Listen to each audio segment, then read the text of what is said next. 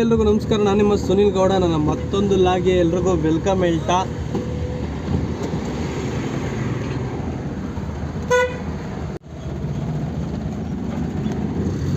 So ಇವಾಗ petrol ಹಾಕ್ಸ್ದೆ ಕಾರ್ಗೆ. ಒಂದು hotel ಹಾಕೋಕ್ಕೆ ಇಲ್ಲ, ನಾನು 200ಕ್ಕೆ ಹಾಕ್ಸ್ತೀನಿ ಅಷ್ಟೇ. ಹೋಗ್ಬಿಟ್ಟು 200ಕ್ಕೆ ಹಾಕಿ ಅಂತ ಹೇಳ್ಬಿಟ್ಟು, ಮಾಮೂಲಿ ಯಾವ ರೆಗ್ಯುಲರಾಗಿ ನಾನು ಹೇಳೋದೇ ಬೇಡ. ಆ್ಯಕ್ಚುಲಿ ನನಗೆ ಹೋಟ್ಲ್ ಹಾಕಕ್ಕೆ ಬರೋ ಟೈಮಲ್ಲಿ ಅವರೇ ಹಾಕ್ತಾರೆ 200 ರೂಪಾಯಿಗೆ. ಯಾವಾಗಲೂ ಗೊತ್ತವ್ರಿಗೆ 200 ರೂಪಾಯಿ ಹಾಕ್ಸೋದು. ಅಣ್ಣ ಇಲ್ಲಿ ಹೋಟ್ಲ್ ಹಾಕಕ್ಕೆ ಹೋಗ್ತಾರಲ್ಲ, 2 ದಿನಕ್ಕೋ 3 ದಿನಕ್ಕೋ ಆಗುತ್ತೆ. 200ಕ್ಕೆ ಹಾಕ್ತೀನಿ, ಅವರೇ ಗಾಡಿ ಹೋದ್ರೆ ಅವರೇ ಹಾಕ್ಕೊಡ್ತಾರೆ. ನಾನು 200 ರೂಪಾಯಿ ಫೋನ್ಪೇ ಮಾಡಿದೆ ಹೇಳ್ಬಿಟ್ಟು, ಇಲ್ಲದೆ ಮುಂದೆ ಬಂದಲ್ಲ ನಾವು ಕೂಕೊಂತವ್ರು ಅಲ್ಲಿಂದ. ಅದು ಯಾವುದೋ ಒಂದು ಹುಡುಗಿ ಹೊಸ್ದಾಗಿ ಬಂದೈತೆ, ಗೊತ್ತಿಲ್ವಂತೆ ಅವಳಿಗೆ 210ಕ್ಕೆ ಹಾಕ್ಬಿಟ್ಟಿದ್ದಾರೆ ಅಂತ. 10 ರೂಪಾಯಿ ಸರಿ ಅಂತ ಇಲ್ಲಿ ಬಂದು ಆಮೇಲೆ ಇಸ್ಕೊಂಡ್ರು. ನಾನು ನೋಡಲಿಲ್ಲ, ಅಲ್ಲೂ ಹೇಳಿದ್ದೀನಿ 200 ಮಾಡಿದ್ದೀನಿ ಅಂತಂದು ಹೇಳಿದೆ. ಯಾವಾಗಲೂ ಗೊತ್ತಾಗಿಲ್ಲ, ಹೊಸ್ದಾಗಾರ ಕೆಲಸ ಸೇರ್ಕೊಂಡವ್ರೆ, ಗೊತ್ತಾಗಿಲ್ಲ ಅಂದರು. ಸರಿ ಅಂದ್ಕೊಂಡು ಈಗ 10 ರೂಪಾಯಿ ಕೊಟ್ಬಿಟ್ಟು ಇವಾಗ ಹೋಯ್ತಾ ಇದ್ದೀನಿ ಹೋಟ್ಲ್ ಹಾಕೋಕ್ಕೆ. ಇವತ್ತಂತೂ ಭಯಂಕರ ಟೈಮ್ ಆಗೋಗ್ಬಿಟ್ಟೈತೆ. ಹಿಂಗೆ ನನ್ನ ಬಿಸ್ನೆಸ್ ಕಥೆನೇ ಹಿಂಗೆ, ಬೇಗ ಹೋಗ್ಬೇಕು ಅಂತ ಒದ್ದಾಡ್ತಾ ಇರ್ತೀನಿ. ಹಂಗೆ ಹಿಂಗೆ ಕೆಲಸಗಳು ಟೈಮ್ ಆಗೋದು ಗೊತ್ತಾಗಲ್ಲ. ಏನು ಮಾಡ್ತೀರಾ, ಬೇಗ ಹೋದರೆ ಏನೋ ಒಂದು ಬಿಸ್ನೆಸ್ ಹೋಲಿ ನನಗೊಂದು ಇದಿರುತ್ತೆ, ಬೇಗ ಹೋಗಿದ್ದೀನಿ ಬಿಡು ಅಂತ. ಲೇಟಾಗಿ ಹೊಂಟೋಗ್ಬಿಟ್ರೆ ನಮ್ಗೆ ಮೊದಲೇ ಅನಿಸುತ್ತೆ, ನಾನೇ ಲೇಟಾಗಿ ಹೋಗಿದ್ದೀನಿ. ಬಿಸ್ನೆಸ್ಸು ಬಗ್ಗೆ ಯೋಚನೆ ಮಾಡೋಕ್ಕೂ ಆಗಲ್ಲ. ಅದ್ರ ಜೊತೆಗೆ ಇವೆಲ್ಲ ಯಾವ ಗಾಡಿಗಳಿಲ್ಲ ಅಂದರೆ ಸರಿ, ಮತ್ತೆ ಎಲ್ಲ ಗಾಡಿಗಳಿರೋ ದೊಡ್ಡ ತಲೆನೋವು ಬರು.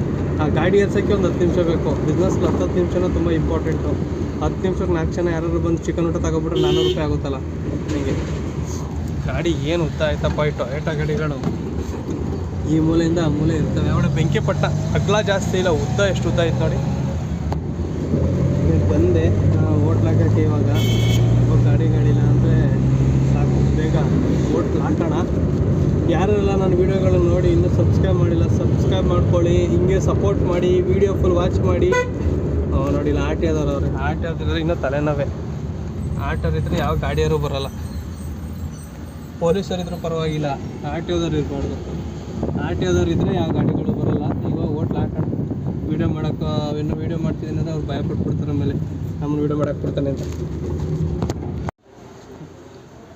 ಗುರು ಅವಾಗಲೇ ಬಂದೆ ಹೋಟ್ಲಿಗೆ. ನಾನು ಅಪ್ಪ ರೆಸ್ಟ್ ಕಳಿಸಿ ಇವಾಗ ನಾನು ರೆಸ್ಟ್ ಮಾಡ್ಕೊಂಡು ಬಂದು, ನಾನು ಸಾಯಂಕಾಲ ಮನೆಗೆ ಅಲ್ಲಿಂದ ಬಂದು ಹೋಟ್ಲಿಗೆ ಇಲ್ಲಿಂದ ಮನೆಗೆ ರೆಸ್ಟ್ಗೆ ಹೋಗೋ ಟೈಮಲ್ಲಿ ಏನಾಗ್ಬಿಡ್ತು ಪಾಪ, ನಾನಿಲ್ಲಿ ಪ್ಲೇಟೆಲ್ಲ ಎತ್ತಿಕ್ತಿದ್ದೆ. ನಮ್ಮ ಅಪ್ಪ ಇಲ್ಲೇ ಕುಂತಿದ್ರು ಅಲ್ಲಿ, ಅದೇ ಕರೆಕ್ಟಾಗಿ ರೋಡ್ ನೇರದಲ್ಲಿ ಪಾಪ ಯಾರು ಬೈಕಲ್ಲಿ ಹೋಗಿದ್ದಾರೆ.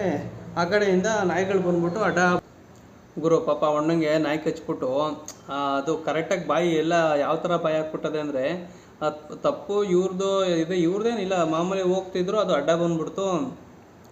ಅದು ಆಳ್ಮನೆದು ಹೋಲಿ ಇವರು ಬಿದ್ದುಬಿಟ್ರು. ಏನೂ ಆಗದವ್ರು ಪರವಾಗಿಲ್ಲ, ಹಂಗೆ ಹೊಂಟೇರು ಆಗೋದು.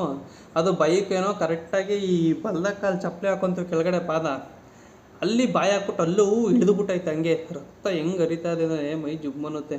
ಆ ಥರ ರಕ್ತ ಹರಿತಿತ್ತು ಕಂಟಿನ್ಯೂಸ್ ಆಗಿ. ಇಲ್ಲಿಂದ ಓಡೋಗಿ ನಾವು ಎತ್ತಿ ಬೈಕ್ ಎತ್ಬಿಟ್ಟು ನಿಲ್ಲಿಸ್ತೀವಿ. ಅದು ಕೆಳಗಡೆ ಅಲ್ಲಿ ಇಳ್ದಿರೋದ್ರಿಂದ ನಾವು ಇದೇನಿದು, ಏನೋ ಏಟೆ ಆಗಿಲ್ಲ, ಎಲ್ಲಿಂದ ರಕ್ತ ಬರ್ತೈತೆ, ಏನು ಹಂಗೆ ಒಳ್ಳೆ ನಲ್ಲಿ ನೀರು ಬರ್ತೈತಲ್ಲ ಹಂಗೆ ಬರ್ತೈತೆ.